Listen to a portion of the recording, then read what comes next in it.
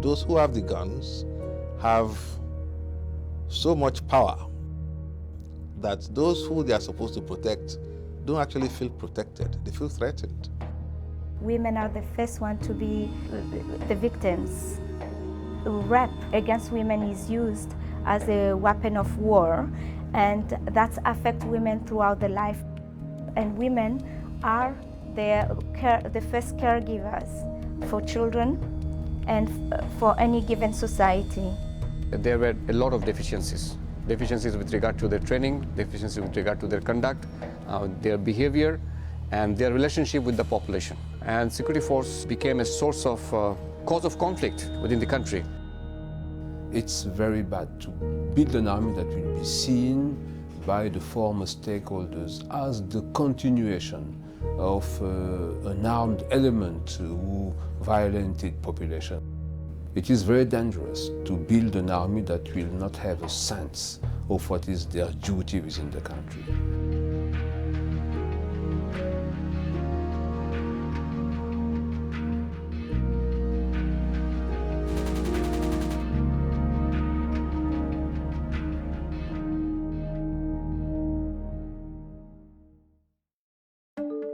In 2011, the United Nations Department of Peacekeeping Operations released the Defense Sector Policy, known as DSR, which guides the United Nations staff engaged in support to member states undertaking reform of the defense sector. The policy recognizes that a nation's defense sector, the military, police, intelligence, and other national security agencies need to be effective, efficient, accountable, affordable, and respectable to best serve society. This is a critical and very difficult goal to achieve for nations recovering from armed conflicts. In those places, failure of DSR can exacerbate societal divisions, breakdown of rule of law, and possibly lead to a resumption of conflict. This can delay the peace-building efforts of a country in the post-conflict phase, and most of all, disappoints a people's aspirations for recovery and peace.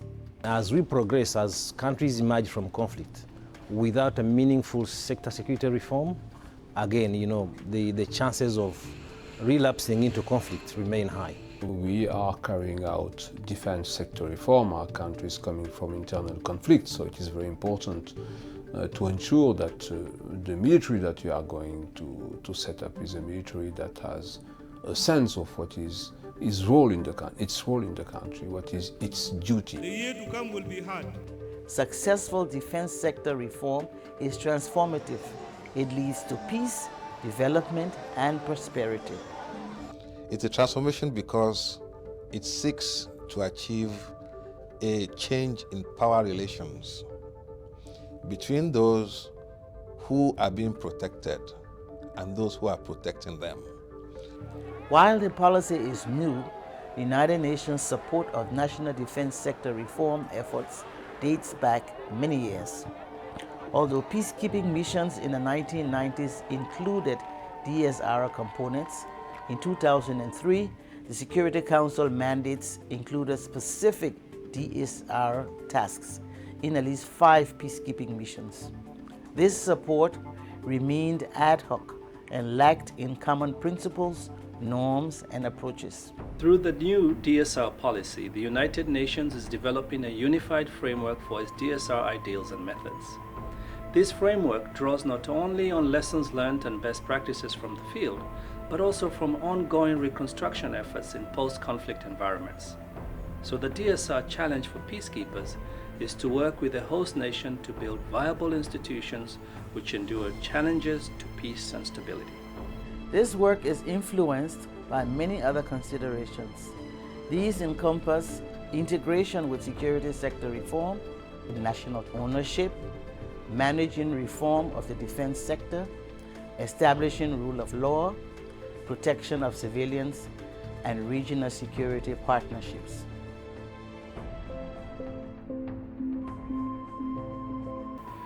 DSR is not simply a technical military issue. It is a complex operation with multiple players that must coordinate their efforts. These players are actually people who have a role in national security. Imagine this.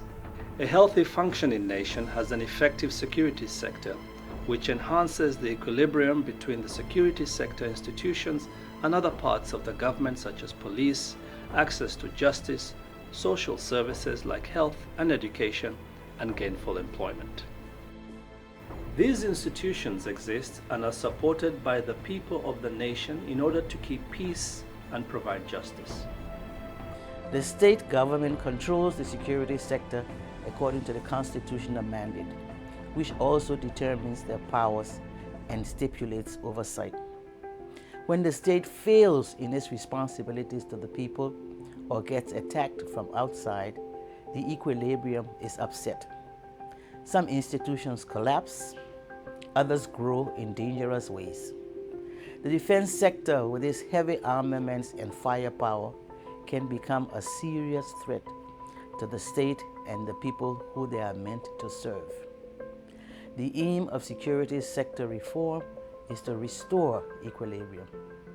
To do this, defense sector reform must realign the organizational principles and command theory, which aims to serve the state government and the people. Of course, doing this is not so easy. Besides cleaning its own house, the defense sector needs to coordinate and to cooperate with many stakeholders in an environment where political tensions run high, resources are very limited, people are suffering, and other state institutions are in disarray.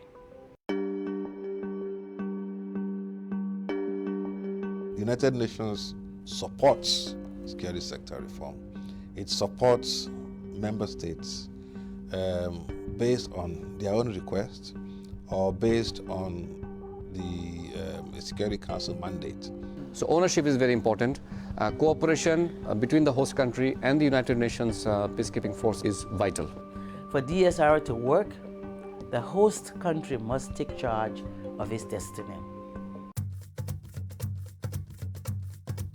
It is very important that there is an agreement within all the stakeholders of what is the purpose of having an army, what is the way an army should and must behave, what is the part of the budget that we need to dedicate to the army in order to avoid that this institution is turning itself into something that tomorrow will have other purpose than defending the country, defending the institutions. So this approach is key.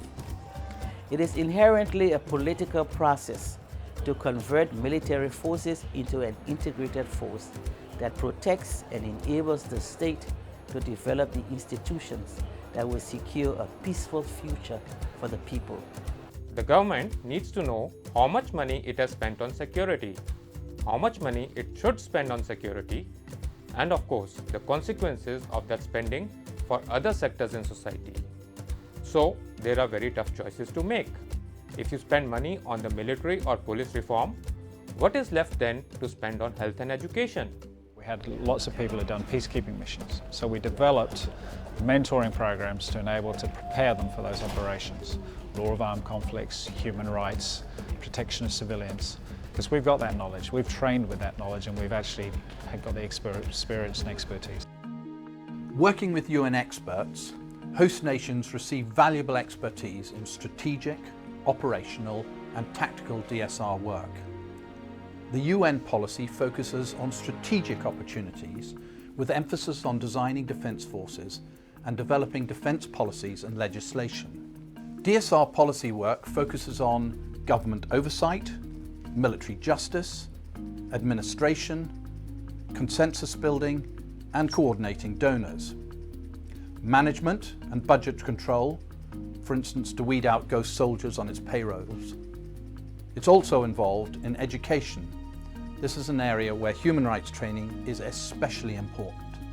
Operational work concentrates on equipping the defence sector with resources, human, financial and material. Tactical work centres on training key personnel. DSR policy does not provide offensive field training or develop offensive strategies.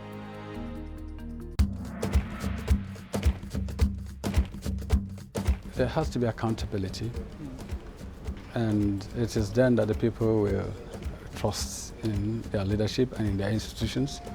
And here the UN has a very important role to play. In the absence of rule of law, UN DSR policy cannot go forward. So establishing rule of law in a conflict zone becomes a high priority. It often starts with military justice. Amongst the military, we have practitioners in the field, some of whom may have even presided over court-martials in their various militaries, and they should be able to bring experience to bear. So it's a collective effort where we think we should work together to be able to develop a workable system. DSR requires vigilance and uncompromised adherence to laws and social responsibilities for protection of civilians. Ultimately, it is in defense of people. It is in defense of individuals. It is in defense of communities. And even though the state is an essential element in defense sector reform, it is ultimately not the only actor. And actually, it is actually the most vulnerable in society who are most in need of our support. The security forces of a particular nation must work towards improving the quality of life and the security systems for the population. So it is the people who are at the center of the gravity of the complete thing. For DSR to succeed, crimes against women and sexual violence as a weapon of war must receive special attention. Victims must be treated, counseled, and restored to society. Soldiers and perpetrators must be punished.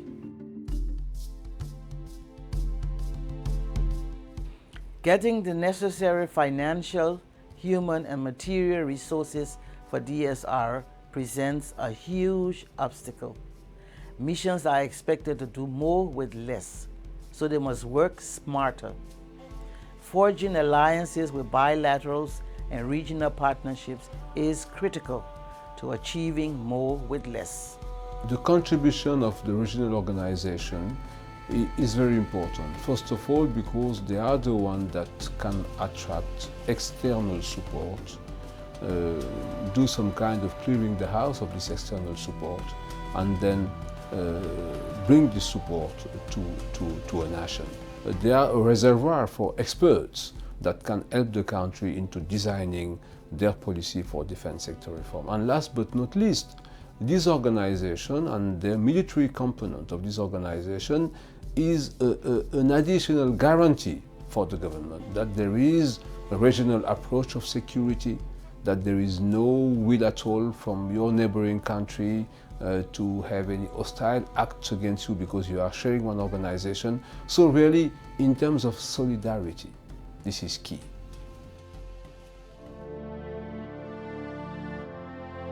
Over the past 5 years, security sector reform has become an integral part of United Nations assistance to countries and regions affected by conflict.